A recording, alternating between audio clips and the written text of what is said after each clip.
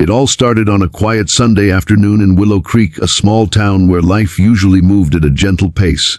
The supermarket was busy, but not chaotic. The soft hum of conversation, the squeak of cart wheels on the polished floor, the occasional beep from the checkout counters. Among the shoppers, nobody seemed to notice the little girl in the bright pink dress holding the hand of a man much bigger than her.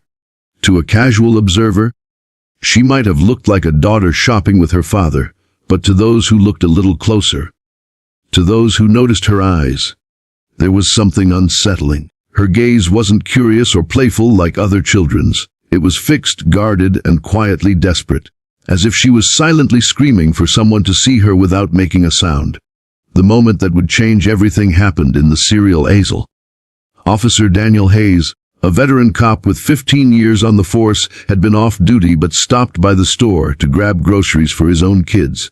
He strolled down the aisle, scanning the shelves for the cereal his daughter loved, when movement caught his eye. A small hand, lifting in a way that didn't match the playful wave of a child. Her palm was open, fingers slightly tucked, and she held it in front of her chest for just a moment. It was quick, subtle, and if Daniel hadn't recently attended a seminar on child rescue signals, he might have dismissed it entirely. But he knew this gesture. It was the silent hand sign for "help me." His heart slammed in his chest. Viewers, if you believe in kindness, in second chances, and in the power of noticing the small things that could save a life, please take a second to like this video, share it, and subscribe to Kindness Corner so we can keep bringing you stories that remind the world to care. You never know, one moment of awareness can change someone's entire fate. Daniel's instincts took over. He didn't rush toward them. That could spook the man and put the girl in more danger. Instead, he slowed his pace, pretending to browse the shelves while keeping the pair in his peripheral vision. The man holding her hand had tattoos up his arm, a watch with a cracked face, and a grip that looked more like possession than protection. The girl didn't speak, didn't smile. She simply walked where he led, glancing at no one except Daniel for that brief signal. Daniel's training told him that situations like this could go south in seconds, so he moved carefully. He tapped his earpiece, calling in a discreet code to dispatch, letting them know the possible abduction in progress. As they moved toward the back of the store, Daniel followed at a distance. He watched the man glance over his shoulder twice, his movements becoming faster, more erratic.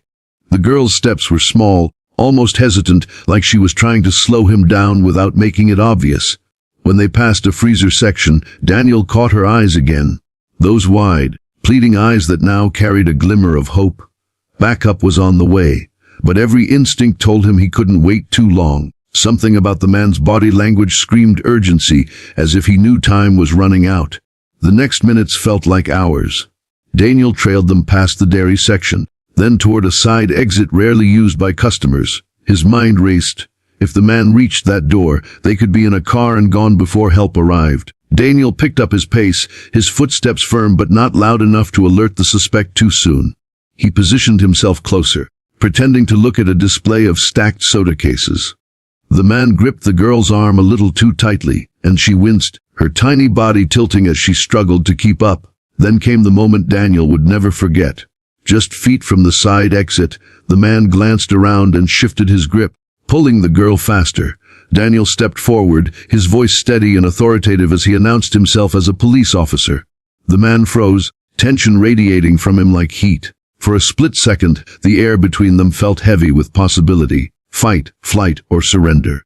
The girl's eyes darted between the two men, her little chest rising and falling rapidly. The man tried to speak, muttering something about it being a misunderstanding, but Daniel wasn't buying it. Backup arrived just in time, officers surrounding them in a coordinated move. The girl was gently pried away from the man's grasp and ushered into Daniel's arms. He knelt to her level, telling her she was safe now. It was only then that her tiny frame shook, silent tears streaming down her cheeks as she clung to him. Later it would come out that the man was not her father, not even a relative. She had been taken from a park 2 towns over, and for days no one had been able to find her. Her parents had been living in a nightmare, scouring every possible place while fearing the worst. That supermarket rescue was not just luck, it was a miracle born of a single signal and the fact that one person recognized it. Daniel visited her family the next day. When her mother opened the door and saw him standing there, she collapsed into his arms, sobbing thanks over and over. The little girl peeked from behind her mother, clutching a stuffed bunny. She didn't say much, but she smiled for the first time.